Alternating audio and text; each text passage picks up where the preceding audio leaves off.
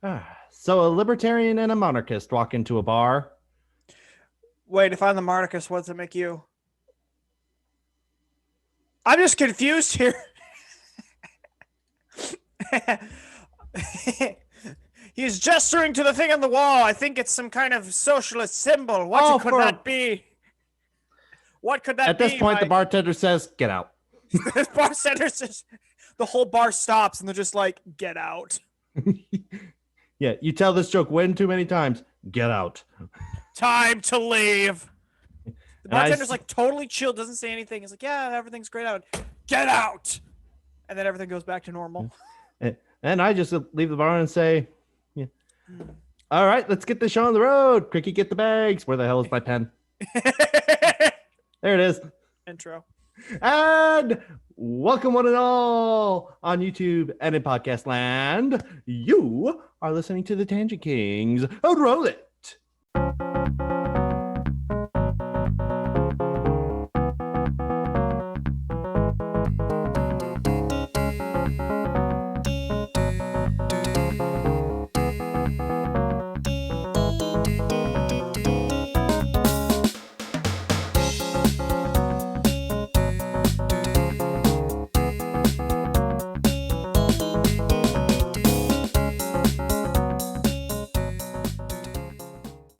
Hello, everybody, and welcome once again to the Tangent Kings. I am of course, your favorite and humble servant, G. Michael Francis, and I'm here with my partner in crime, my libertarian who thinks he's a Marxist, Mr. JJ Benks. How you doing tonight, sir? I thought I was a monarchist, not a Marxist. Oh man! I said monarchist. No, you said it's not. Mine sounded like you said Marxist, and I'm just like, I'm a Marxist monarchist. I bet that hasn't been done before. Let's see all the firsts that I've coined. I've pioneered smoking in a pipe, smoking tea out of a pipe, which I didn't. I'm the first monarchist Marxist, which I'm not, and I'm the first to wear this Wario cap on film, a TV show, which I'm also not. So I'm totally the most humblest, awesomest, most handsomest podcaster in podcast land. I don't know where I'm going with this. I don't even know either. All right.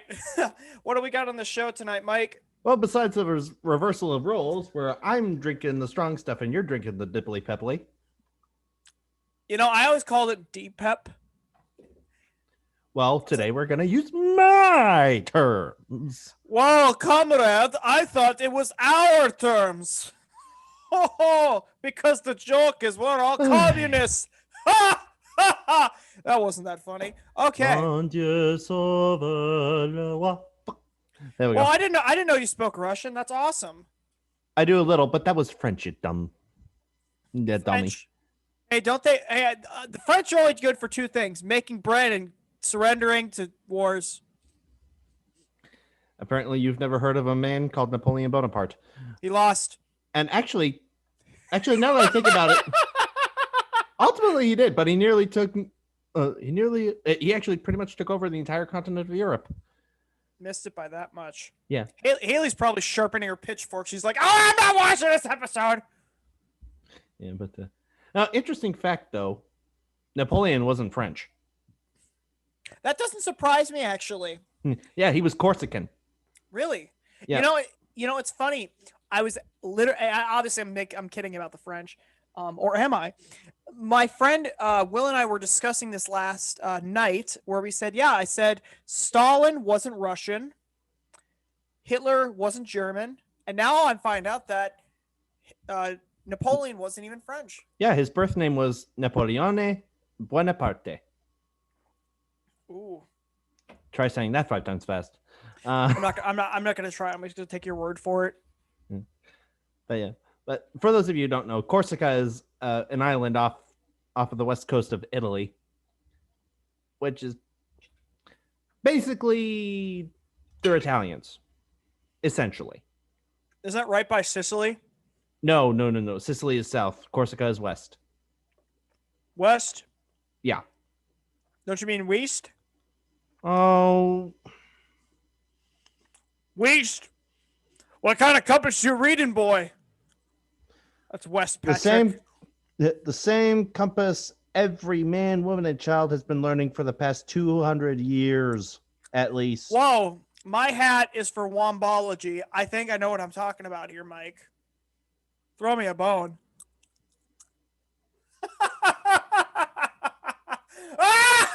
Anyway, so Napoleon isn't French. What else is on the agenda? Well, our friends at the Hudson Valley Antifascist Network have put out something today, which I saw literally when I got up this morning. Mm-hmm. Let's just say the last bit we did on them, I thought that was stretching it. And you haven't even seen this yet, so this is going to be a bit of a surprise for you, too. Benker's Raw reacts. Boosh, boosh, boosh. And we're also going to talk about something that came up in the coronavirus relief package, which was also just passed by the House.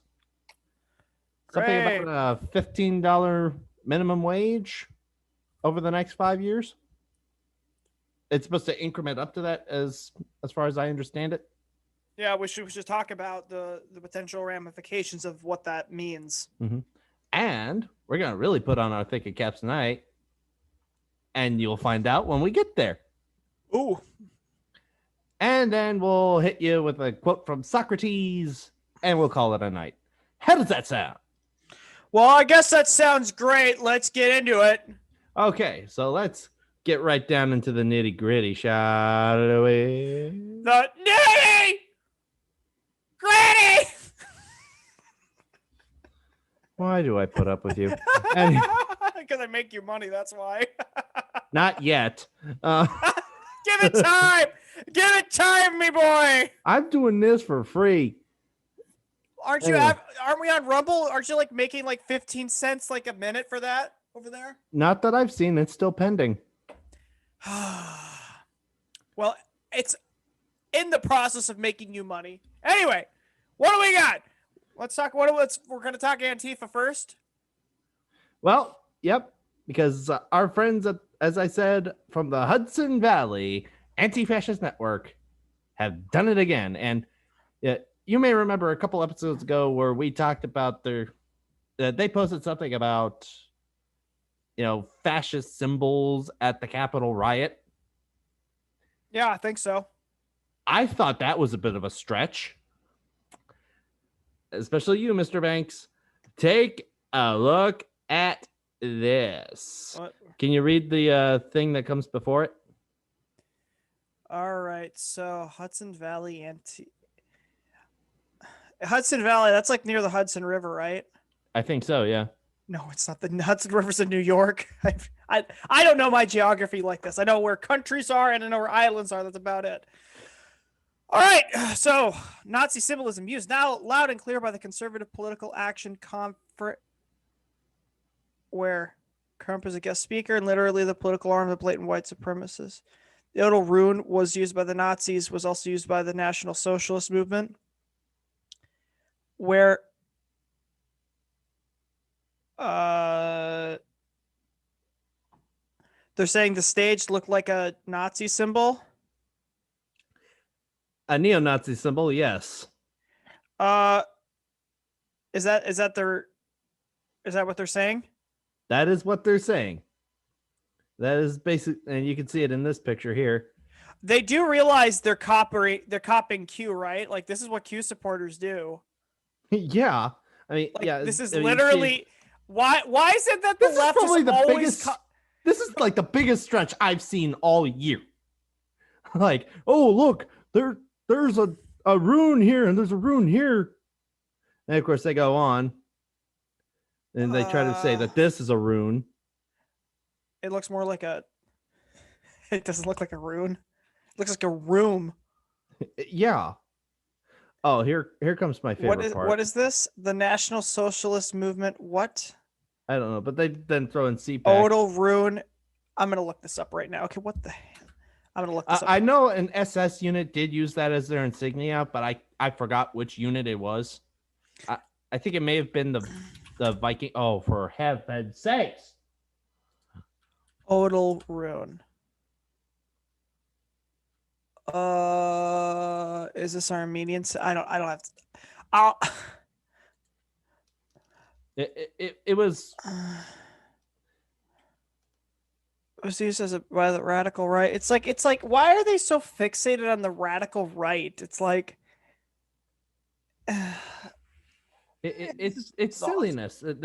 What they're doing is diverting attention from themselves. yeah. It's like, yeah, don't look at us when we burn cities down. Look at these guys standing out here, and look at CPAC. Oh, these kind of match. Yeah, well, it's almost like it's like the boy who cried wolf with the boy, except the boy when people like, oh no, look, the wolf's there, the wolf's there. Everyone looks where, and then the boy like unzips his face, and the wolf hops out and eats everyone. It's like, oh no, the wolf's over there. It's like, wait, you're the wolf. It's like, no, I'm not the wolf. You're the wolf. That's Like, not whoa, how I remember holy that smokes! story. This wolf telling us that he's not actually a wolf, but that I'm actually the wolf, even though I look nothing like a wolf. He must be true because obviously he's a host on CNN, so it must be true. It's like, oh no! But this is just, I mean, this is like their evidence because so what they're saying is that their evidence is that this is an odal rune. It's like, is that all their evidence is? Yeah, that's basically their evidence. Yeah. And if this is your evidence, I'm gonna post a thing. The German Federal Republic, it's still Nazi Germany. How? Oh, I'm glad you asked. You see, the Nazis, they used the Königsgrazer March, right? Yeah. And for those of you who don't know what the Königsgrazer March is, Indiana Jones book burning scene, the march that's being played, that's the Königsgrazer. Okay. Well, so it's a song, you said, right? Yes. Okay, so they play a song, therefore it's basically so the line of reasoning is that if the Nazis used it, therefore the symbol's racist, or let me give you an example. The Nazis used it or had anything they used, right? Therefore the music's racist, or the symbol's racist, or the uniform's I'm racist, using the whatever music. it is. I'm using music for somewhat of a satire here. Oh, of course, yeah. But my point is that that's the line of argument, that because they use it, therefore it's Nazism and supports Nazism, and therefore it's racist or whatever it is. Which brings me to my full point. Guess who else uses the Königsgrazer March? The Bundeswehr. Okay. So the Bundeswehr, which is the German self-defense force, which is the German National Army right now, which and listen. I don't hear it. All right. Starting over, because apparently sound share didn't work. Keep going. Hey, Mike, I can hear it. Good.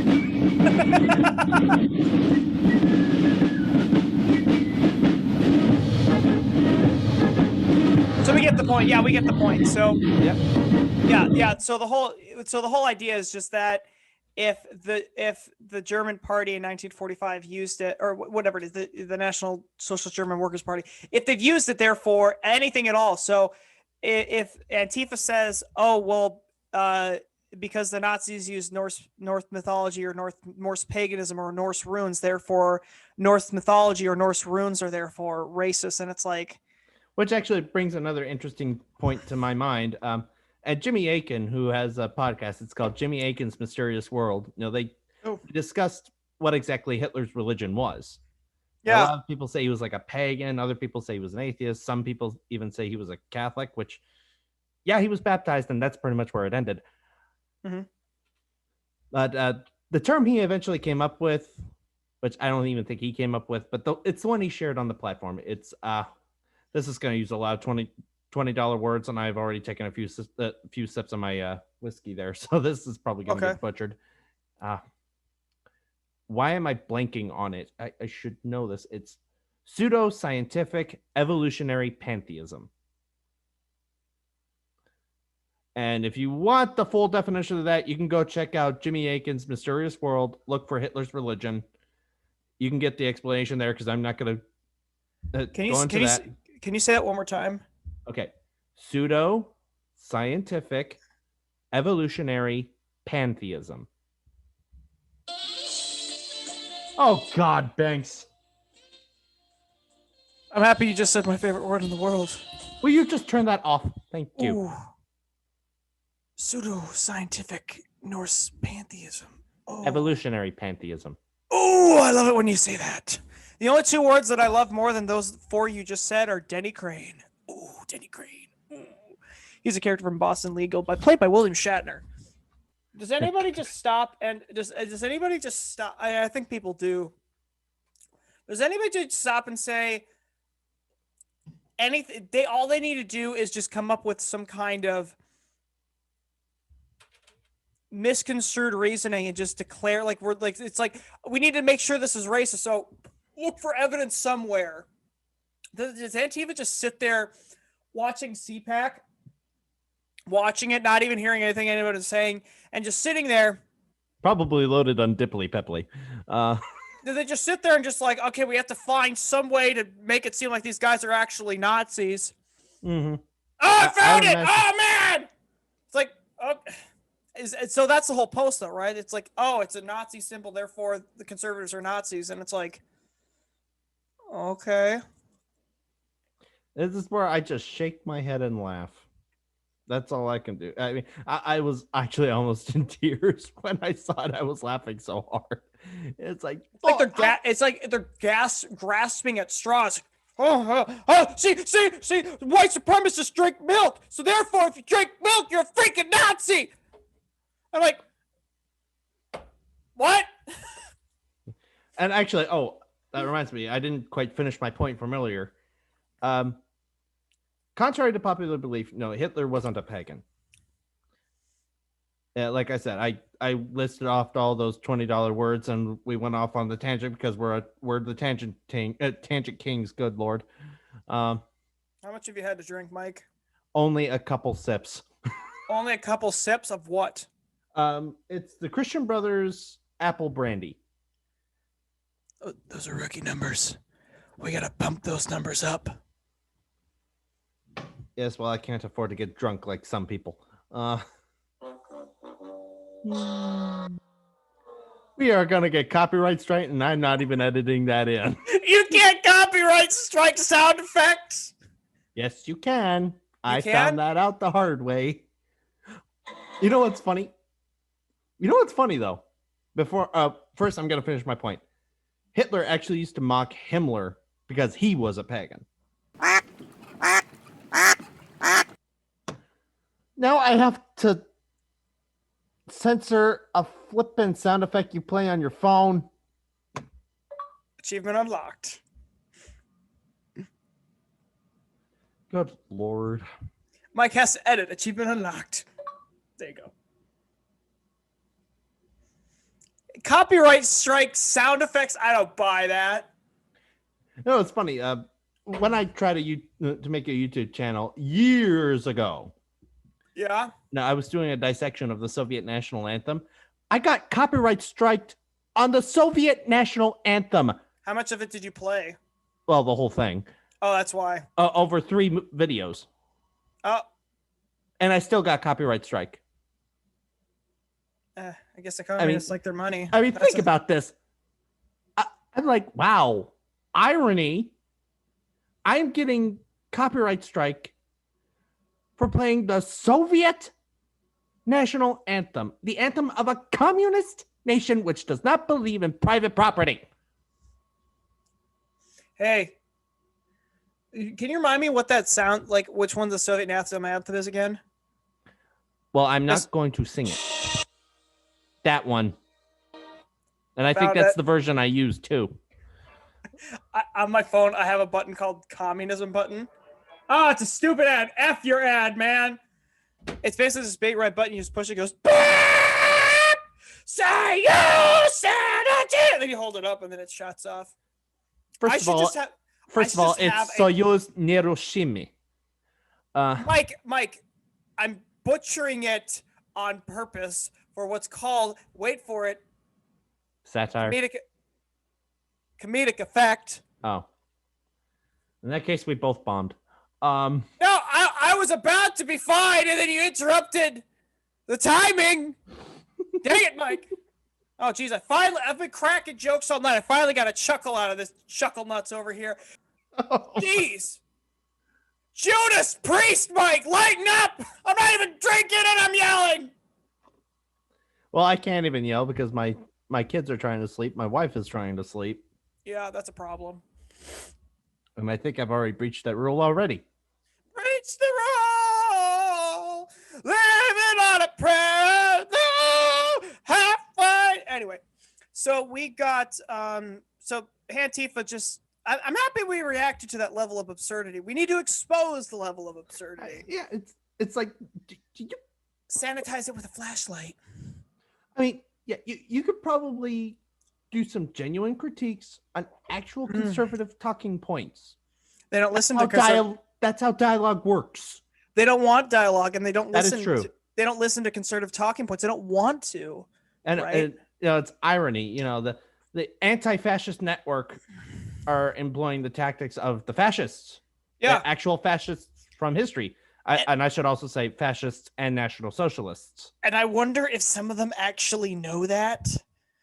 Because they don't care. They don't care. In a lot of these people's minds, there's this attitude of the moral thing to do is to win, right? And so if you don't win, you're immoral, right? And if the only moral thing to do is in fact win, then any means necessary to win and get into power is completely justified in pursuit of, in fact, winning. So they don't care. If it's effective, they'll use it. That's the thought process. So the guys at the top that are these collected people who are very like smart people who know how to control populations of people, these smaller individuals, they know how to do this stuff. They're going to keep trying things until they find out what's most effective and just repeat that process till they get what they want. Yep. How can you get everyone to comply with the mask mandate? Make it required by the government and enforce it at the point of a gun. And we're not even going to follow those rules. Right. That's how power works. It's rules for thee and not for me. Yep. Right? You all need to stay home, cower in a corner, wear a mask. Now, excuse me while I go over to the French Laundry to have a meal. Right.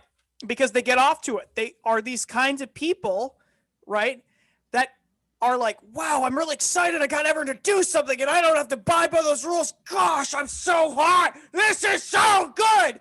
And it's like that's the euphoria, right? That you can control people by getting them to jump through your hoops through your frame of mind. That's what's going on. And a lot of these people on the lower level, these low level thuggish enforcers, it's effective what they're doing, and they're getting the results they want, so they keep doing it. And the Democrats know, from a political perspective, who's going to stop them? Nothing short of divine intervention is going to stop these people. Like, I don't even know. They're in control of everything. They literally run everything. But they cannot control those who will not let them. There's a quote by Dan Bongino said this at CPAC, and it was a reminder of this really good quote. I don't remember which Roman poet had said this, but it went something to the effect that, let me quote it for you here. I'm yelling too much. I'm straining my vocal cords. But the Ennius, who was a Roman poet in the time of the early Republic, he said, quote, "The victor is not victorious if the vanquished does not consider himself so." So it doesn't matter how much you lose. If the vanquished doesn't consider themselves defeated, they're going to keep going. They're going to keep going. So as the victor, you have to humiliate and destroy and break his spirit and his ability to fight back. And as soon as he finally realizes that I am vanquished, he's done. He's absolutely done. And that's the key. That's why the Japanese kept fighting on so long in the Pacific, right? Mm-hmm. They did not consider themselves vanquished, so they kept fighting. Even when they were beat, they kept going. So did the Germans.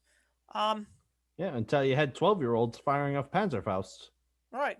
Ah, Hans, grab the stick. Oh, Hans is dead. Oh, Fritz, give me the Panzerfaust. Oh, Fritz is dead too. Well, I guess I'm fine. Ah! And so that's exactly what happened. They did not consider themselves vanquished. And Hitler kept making them fight. And then the Russians were like, "You want to just shell Berlin?" And he's like, "Fire at will." But anyway, That's the whole point. So they're going to keep pushing until they get a reaction. Yeah, and by the way, the B-29 bomber had 4 engines. Oh, cool. We found that out. Yeah, well, I said in last episode, but you were talking at the same time, so. What a surprise. You did say that. But the B-29, that's the super fortress, right? That was like the late war. That was the super fortress. That thing was in service for a while, wasn't it? I don't remember how long it was in service, to be honest. It's always in service. But so we got that. What's and the next thing we were going to talk about was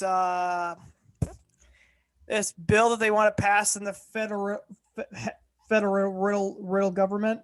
Well, yeah, I mean it already passed the House, from what I understand. You know, I may have read the news wrong, or maybe I'm thinking of a different bill.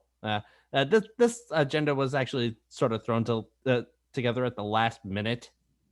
Really? Because we were expecting to do something else, but then that sort of got canceled at the last minute. So I'm trying to scramble to get things together. So I can't quite get the material I want. But as I understand it, the latest coronavirus relief bill did pass the House and it went to the Senate.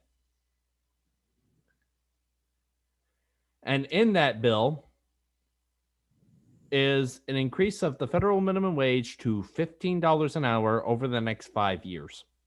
So let's break that down. So this is the thought that I had right before the show.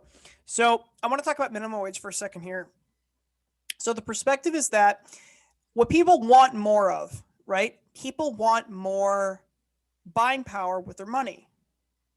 They want to be able to not only buy enough groceries, they also want to be able to pay their auto bill, be able to pay. They want to be in a position where their jobs offset the cost of living. So they get more of a financial margin to be able to do the things they want to do, spend the money on the things they want to do. Like say they want to buy luxury goods. They have more of an ability to do that. Whatever it is, whether you're good with money or bad money, everybody wants more buying power, right? The perspective is that, and what's being said is that if we just give people more money, that'll increase their buying power. What's brought up many, many, many times by a lot of people is that when you force businesses to pay people more, right? You're basically saying if your work is only in terms of value, right, is only this valuable, like we pay you to do this service and you generate value to the company that can be used, that excess is reinvested into the company and not only used for more infrastructure, it's also used to pay payroll for the rest of the staff. It's used to grow the company so that more people can be hired. It can be so that more better implements can be upgraded. So the excess off someone's labor is reused to grow everybody's job up. And so that excess as well, right? So say you get paid $10 an hour, but you create $100 worth of value for 10 hours, right? You get paid $10 an hour for 10 hours. That's $100. You only made $100, but you create $1,000 worth of value. That excess keeps the company going. That's how the company can operate. It's just like when you sell a product, right? When you sell a product for $5, or say it took you $5 to make a product, but you sell it for $50, right? Those $45, you can use that to reinvest into the company and lets you pay for manufacturing fees. It also means that if that employee, for example, say it's $10 an hour and I generate you $100 worth of value, and you really need them, say, you know what, I'm going to pay you $20 an hour because you do such an effing great job. So that means you can increase the wages of all your employees too. So that's how that works, right? But when you say to the employee, you know what, you're going to do the same amount of work, instead of you creating all this excess value, I'm going to make you get paid more. That excess value gets shrunken rapidly. When the federal government comes in and starts telling people, you could only make this, you have to make more, right? It doesn't increase the value of what you're making. It's just saying that you're forcing companies to have a monetary value to it. So what this means is the businesses say, we have this margin that we operated out of. Now it's so tight and so tense, we're losing money every month. And if we're losing money every month, we can't afford to keep the lights on. So what do? Well, a couple ideas. Yeah, we start firing people. You start firing people. This is the reason why a lot of people aren't full-time anymore. Yeah. Because you can't hire anybody else because you You're losing all that excess profit. Right, that's exactly right. I mean, it was before the Obama administration. Most people had one full-time job. Now, a lot of people I know have two part-time jobs because at a certain point, with I don't know if it still is, but for a long time, a lot of companies, you're legally required to pay your employees benefits if they're working a certain amount of hours. So it's like, well, we can't afford. Not every company is in a position to have enough financial margin to pay employees benefits. Not all. I mean, certainly the big corporations. Yeah, I mean, they're all the big corporations are even behind this, or are supportive of this minimum wage hike. Why? Because it drives out the small businesses. Yes, it does, and that's the key. Walmart and Target and a lot of these big corporations, they can afford to do this stuff because they have an enormous amount of financial margin. It's like a road bump to them. But these small businesses, they can't afford that because they have much smaller margins. So not only my point was that they had to give people benefits. A lot of these companies can't afford this. These smaller companies can't do that. So most people just have to have a hire bunch of part-time workers. Well, what happens as well is when you start increasing the minimum wage even more, what you have to do is you fire people get laid off. And what happens, not only do people get laid off, but you also have to cut back on people's hours. Imagine it this way. Oh, you're making more per hour, right? But you only work 10 hours a week or 15 hours a week. Yeah, so and not to mention raising prices. Correct, yeah. That's the other side of it too, is that the price isn't just, it's not some arbitrary price that a bunch of greedy capitalists put on the product. The price is literally a return on investment for the company. They're sinking a certain amount into it to make a return on investment so they can make more out of it so they can reinvest that and grow their business, right? It's not some kind of just crony capitalist thing about it, right? Or it's not done duplicitously, because if something's too expensive, people won't buy it. So then they have to drop the price so they can sell it. My point is that with regards to that is, if it's too costly to keep employees, then you have to automate everything. Mm-hmm. So overall, what ends up happening is prices go up, people's hours get slashed, their benefits, they work so few hours so that they don't get benefits, and it just strains everything more. All for the appearance that people are becoming more prosperous or that they have more buying power, when long term they will not. I'll give you a brief historical example. Before the Bolsheviks took over in Russia, during the years of the Russian Empire, as an appeasement thing, the Tsar and his administration, people were demanding higher wages, and he said, so let's give them a wage increase, which was like, okay, that's fine, and people were really happy with it. But what had happened is that the cost of living almost right after that went up as well. So this extra value that they got was offset. So it's like, I literally gained nothing. It's almost like which has been happening to us since literally the 90s. Yeah, it's almost like an accordion, right? Yeah. And this is the problem, is that I'm going to pull the accordion out more this way, right? It's like, oh, that's an improvement. But then you push it more this way, so it completely offsets. So it's like, you're still in the same margin percentage. And that's my whole point. People aren't talking about this stuff. Yeah, which it's an interesting food for thought. You know, the minimum wage, I think in like 1990, 1991 or somewhere in there, basically timeline of the first Five Nights at Freddy's. That's the only way I could think of it. I forgot what year that took place, but the minimum wage for that year was like $4 and odd cents an hour. Yeah.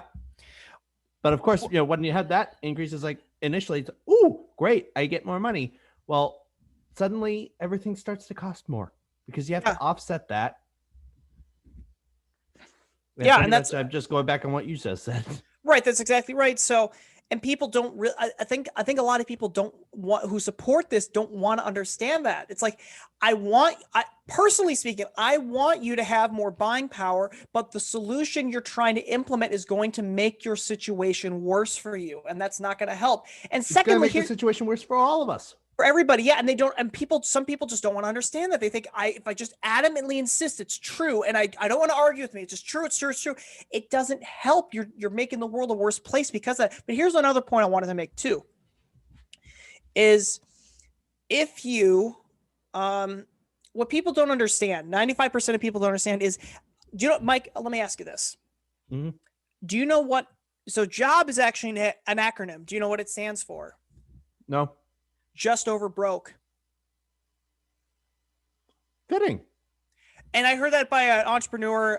His name is Richard Cooper. He runs a YouTube channel called Entrepreneurs in Cars. When I heard that pissed me off, but it's true. When you work as an employee or even self-employed, you are just making enough you're barely making enough as it is. Even when you make a lot more money, usually your cost of living goes up because you expand, and then you're still in the same margin you were at $100,000 when you're making only $50,000, right? People have this perception, and it's not necessarily incorrect, but a lot of people have been conditioned this way for thousands of years, is that if I just have a better job, everything will get better, which in a lot of ways it will. But if I just make more money, then everything's going to be better. And the problem isn't that you need to be making more money. What you need is passive income, right? You need other things or other sources of revenue, which I won't get into. But my point is that there's this perception that they say I can just keep doing my minimum wage McDonald's job, right?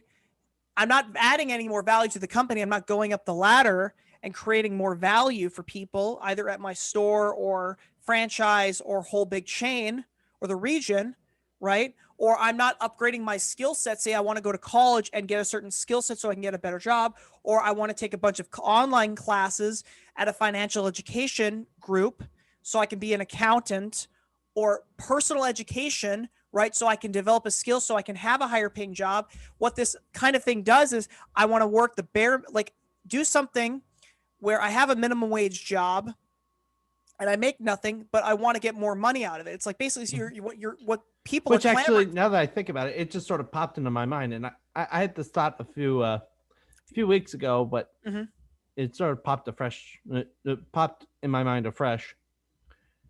If you increase the wage, to $15 an hour, that's about the average starting factory worker job. Yeah, factory worker wage. I think that's actually close to my wage, what I make as a factory worker. When you do that, you get rid of the incentive to do harder jobs, like industry, or better jobs. Yeah, or industry or plumbing. So you have all these people going to the retail because they're going to get $15 anyway. Well, then who's gonna man the lathe? Who's right, the welder? Yeah, that's my whole point, is that I want people to make enough money, but what people don't understand, this is the problem with the Marxist worldview. The Marxist worldview assumes that everybody is intrinsically good under everything, right? And that human beings are not intrinsically selfish. Human beings are intrinsically selfish. We care about our own needs before other people's needs, because that's how it works. You can't feed somebody else if you're starving. It's not an unethical principle. It's how life works. If someone it's remove the plank from. Sorry, remove the plank from your own eye before you worry about the splinter in another person's eye. Exactly. You can't help someone. Like, if you're poor, you can't help someone else get rich if you don't have this margin yourself, right? Because what you give comes out of your heart. It comes out of your mind. It comes out of your internal reality, right? What comes out is what's in your internal reality. You have to fix and deal with your internal reality, and then the outside changes. It's not the outside is fixed and then everything changes in here. No, you have to deal with this first. So my point, or like if you're in a plane, the oxygen mask pops down, you put it on your own face, and then you help someone else. So you have enough oxygen and they have enough oxygen. Oh, now they can breathe. I'm dead. You're making it worse. That's my point. So with these minimum wage jobs, I don't think anybody wants anybody to starve to death, right? But what you have to understand, none of us want anybody to starve to death. Right, but my whole point is that a lot of people, if they feel like life is just good enough, they're like, I'm going to just settle for just mediocre stuff because it means I don't need to work very hard, and I'm just going to settle for it. But I want to feel like I'm making more progress. Like, I want riches, but I don't want to put the work in to do it. Yeah, they want to have their cake and eat it. That's exactly it. It's like, if you want to climb the peak of the mountain, you have to become a mountain climber and learn how to climb it, right? You don't just say, well, I should just be given it, right? Because I look like this, or I believe this certain thing, or I'm a certain group. My whole point is that in general, evil comes from the desire of wanting the unearned in a lot of ways. Stefan Molyneux pointed that out. So with this, with a lot of these entry-level jobs, the minimum wage goes up fine, but it's like you're not developing yourself as a person. Secondly, with these minimum wage jobs, these aren't career jobs. Like, people think you have to have a career at being a cashier at McDonald's. Like, these aren't career jobs. And the reason, oftentimes, not always, but and people say, well, they can't get better jobs. Like, you have to factor in personal responsibility. Why can't people get a better job than working as a cashier? Maybe because they're oppressed. It's like, it's not because they're oppressed. Stop deflecting from the issue. Oftentimes, the reason why people can't get better jobs is because they haven't taken the time to learn a skill set or here's an idea, change the circle of friends you're around. Or, as another cause, a certain representative might chase away 100,000 jobs from her district. Looking at you, AOC. Not that we are naming names, but we're totally naming Too names. Late! Too late! Of course, that might be the... Too late, heretic! Sorry, my wife just walked out of the bedroom. Did she just walk and be like this? Yeah. Yeah. We have to find a different day to record, Mike, so that we have time to work on a subject. And we'll get to that. Yeah. Oh, we were going so well too. Yeah, but that's my whole point is that not your fault, honey. Sorry.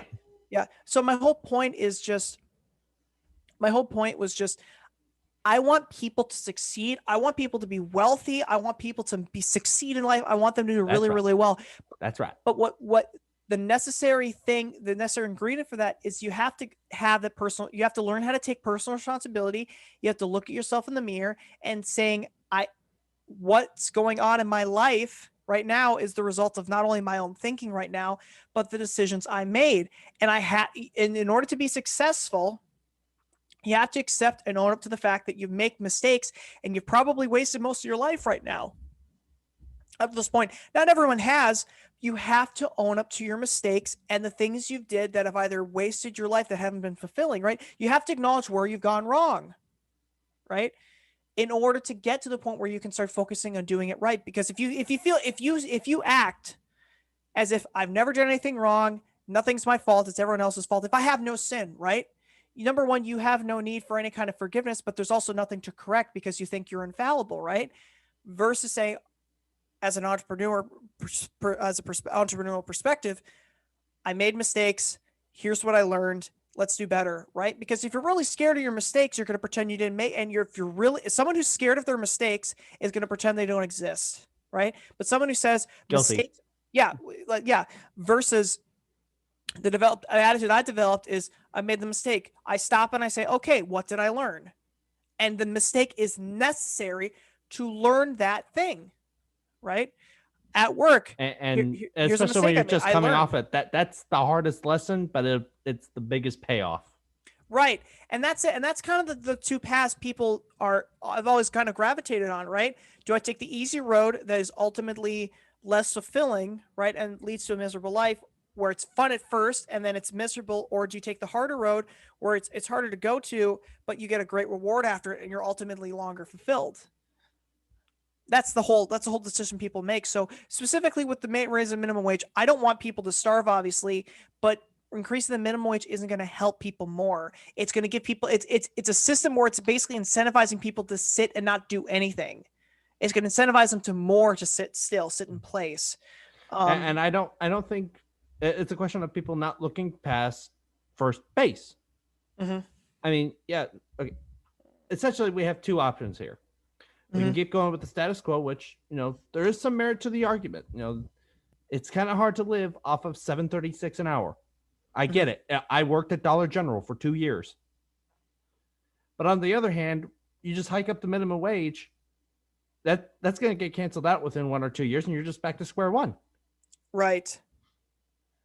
And then people say, well, I'm thinking, and especially if you're one of the unlucky ones who gets laid off, well, now you just went from $7.36 an hour to zip. Yeah. Well, then people would make the argument, so let's just make the state run it. It's like, if the state runs everything, Yeah. Go to the DMV and try to get a renewed license and see if you want that running your business. Yeah, no, that's a good example. But here, I'll put it this way too. If you want the state to run everything, the whole system becomes arbitrarily meaningless because the state gets to redefine everything. But also, I'll go into more specifics in another episode. But my whole point is that makes it even worse. I'll quote some Milton Friedman, and we'll explain this, and we'll figure it out. But my whole point is that most people can kind of agree there's a problem on something. What we need to figure out is we need to ask ourselves, what's the solution to the problem, and let's figure out what's the best one is, versus like, well, let's have an argument for 5 minutes. I'm losing the argument, and I'm just going to scream at you until you get off the stage. And nothing gets solved. Yeah. And then the only people left in the room are the people that, well, now we scared away all the people that knew better. Let's implement our system. What's your system? We're going to just chop everyone's heads off. And it's like, yay, that's the French Revolution. Yeah. And I did come up with a theory along that line, but it even scares the pants off of me. So I am not going to share it. Oh, now you're leaving me in suspense. Yeah, well, that's how it goes. But which actually brings us to another, our final point of the evening, and, I want to bring up an interesting question. Okay. So obviously, I guess there is some merit to, $7.36 an hour is not a living wage. And even the Catholic Church teaches that all are entitled to a living wage. Mm-hmm. So how can we achieve this without using the jackboot of Congress or the jackboot of the state? Yeah, it's interesting you mentioned that, because it's what it seems to be is that the pattern seems to be it's like the media gets really upset about something, then a bunch of people get upset, the voter base gets upset, and then the activists get really, really upset. And then they say, it's all bad, it's all bad, it's all bad. And they say the solution is this. Or they don't really talk about the solution, they just talk about the problem. They don't talk about the solution very often. When they do, because when they start actively talking about here's a solution to it, it makes people nervous, so people back away, or it looks unpopular. So all you do is just keep talking about the problem, right? And how bad things are, right? So and then you implement the solution, and then you say the only solution is just increase the government's power. The government is the only thing that can save us. So pass a law. Congress has to save it, or the president has to fix it, or the Supreme Court has to go to the Supreme Court and get approved. So it's like the solution is always increase the government's power, or the government has to pass a solution, so then it'll appease everyone. And there's this perspective that the government can fix anything and everything, when it can't. The government isn't this genie in a bottle. If you have that attitude, it's going to that genie in a bottle is going to handcuff you and make you its slave. It might kiss your butt for a little bit and say, "Oh, you're so good, you're so wise." It's going to eat you. It's like the Norse myth of Loki's children, Fenrir, that you've got this little pup that seems innocent, but it grows up into something so big, and then it eats you. Specifically, I believe it eats the sun in Ragnarok, but if I recall correctly, I believe it eats the sun. But I'm not sure. I'm not well versed in Norse mythology. Haley will tell me. Did I say Norse mythology? We should. Let's have a guest on next week, and let's just see who we can get on, and then we'll kind of work with them to get a topic, and then we'll have them on and have a discussion. Indeed. But it's funny because one solution that popped into my mind, I always sort of think these things over while at work. Mm-hmm. And when I'm not flipping my cables all around on camera. Mm-hmm. But one thought I had in mind, and this is going to seem somewhat ironic because this does involve the state.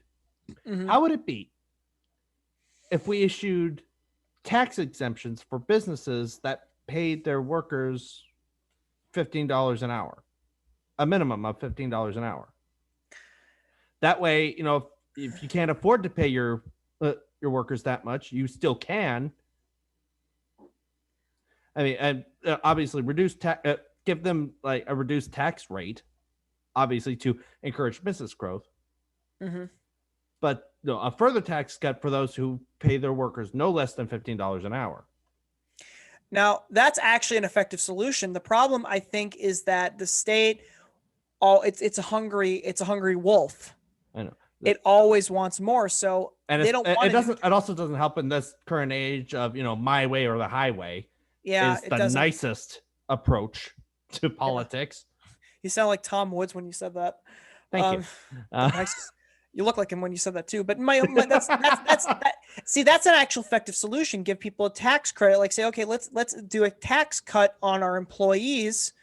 So we're going to incentivize the employees and the businesses to. Do you mean employer? Or employer. You know what I mean? You got the employees and you got your business owner, right? Your employer and your employees, right? You give them a tax credit. Everybody's going to flock to that business. He's like, oh yeah, by the way, you can work overtime and then you don't get taxed as much. The problem is the state doesn't want to. The problem is that a win-win solution. Yeah, that makes too much sense. Yeah, it's a win-win solution, and the problem is that it makes the state lose, and the state doesn't want to lose. So it has to basically. It's either you grow people are happy and you grow society, you grow individuals, and you grow businesses, which is great. Everyone's happier and is more prosperous, or you take their resources from them and then the state keeps them and then does with it what it will. When the state wants to leech out of society even more than it already has, that's not a solution that's reasonable. So then you get the pundits on to like say, the party line say, we can't possibly do that, or say the only solution that anyone ever talks about is to fix the economic situation is do this one solution. And everyone else... Which is why I think a lot of people are now flocking to third parties, myself included. All right. Because, I mean, with me, it's more of the cowardice on the Republican Party. Yeah. Driven me to this. And it's still in the works. We haven't actually officially proclaimed a name yet. I know that I proposed a name, which I'm really kind of proud of. It's the greatest name for a political party ever, folks. It's the best name. It's the best name. I forgot to pucker the lips. China. It's a beautiful name. Ask anyone. Believe me. Everyone will tell you it's the best name ever. We're having way too much fun with this, and I had way too much whiskey. When I was in New York. Okay. Everyone loved. Okay, everything's fantastic. Okay, we put marble in the Trump Tower. It's awesome. It's fantastic. I should work on my Trump impression. It's so beautiful. It's beautiful. It's beautiful. Yeah, it's so beautiful, folks. You wouldn't believe it. You wouldn't believe it.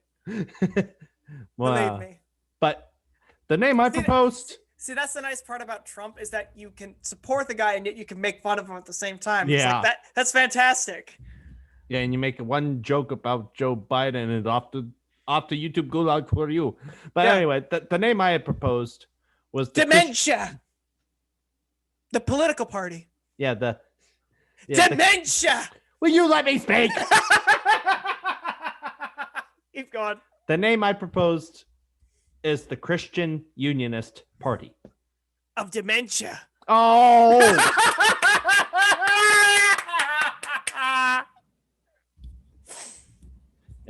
But unfortunately, with our last meeting, there was only like 3 of us on the Skype call. Oh.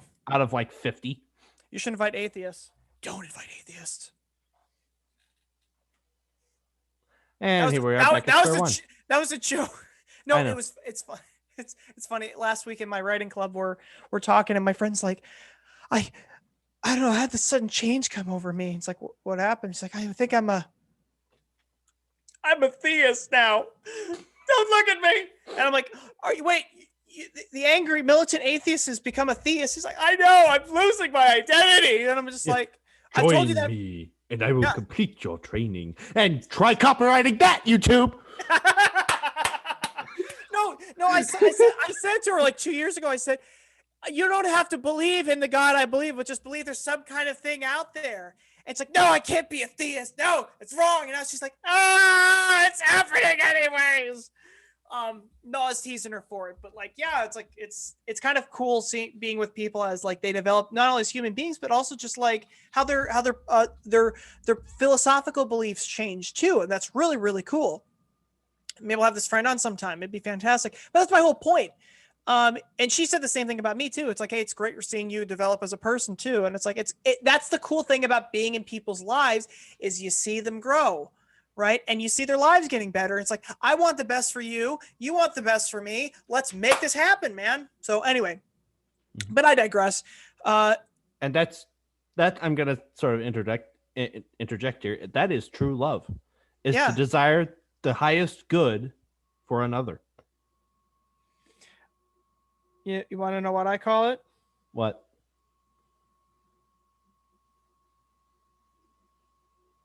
Say that one more time, what you just said.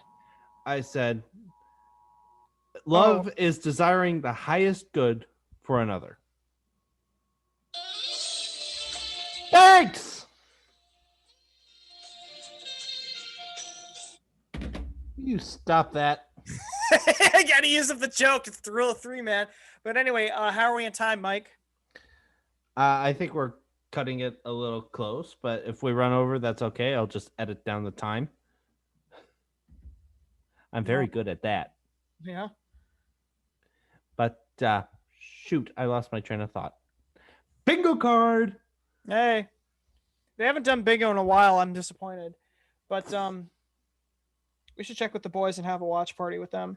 But stop! What is this? I can't help you guys. It's a Honda. That's all I know. Okay. Anyway, all right. So, is it book quote time, Mike? I think it is, and I think you said you had a Socrates quote. I do. Quote. So, Mr. Benks, your Socrates quote, please. When debate is lost, slander becomes the tool of the loser. That is true. And I've been hit with this myself, to be honest. Yeah, because I had tried to start another YouTube channel years back. I called it the Catholic Youth Corner. And let's just say I made a video and I got burned royally. What'd you get burned for? I'm not going to go into it because I can't even remember half of it. All I know is I touched it.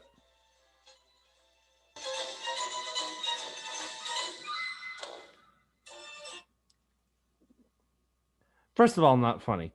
Yes, it was. That was. Yes, it was. Come on.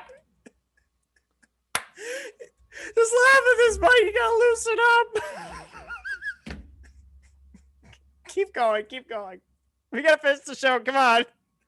You not only derailed my train of thought, you shot a flippin' Panzerfaust at the locomotive and blew it to Kingdom Come. Ooh, nice way bringing it back to Germany, yes. Little 12-year-old shooting Panzerfaust at stop. I'm just shooting whatever comes into my mind, and Panzerfaust was the first thing.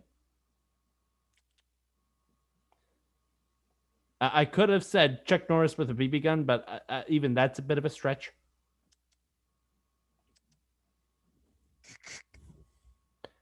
So I think we're set. Let's should we wrap? I think that's a wrap. So all right, well, let's give it a good night. And you know what? You want to do the honors this time? Yeah. Hey guys, thanks for watching our show. Leave a sandwich react and a like. Tell us what you liked about the show. Give us your feedback. All feedback is welcome, especially the constructive kind. And let us know what you want us to talk about next week. We love you so much. And don't forget to check us out on Rumble, Parler, Facebook. You're obviously probably watching this on YouTube. And Anchor and a bunch of different audio platforms, which I'm not going to go over because I cannot remember them. Say the S one. Spotify. I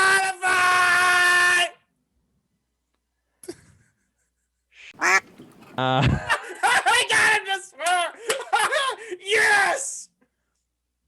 Anyway, we love you guys. Thank you so much for watching, and Pax Bonum. So, if you like our podcast, check us out on Parler. Also, like us on Facebook. Check us out on Rumble, and also check us out on our podcast platforms of Anchor, Spotify, and what's the last one? Google Podcast. God bless.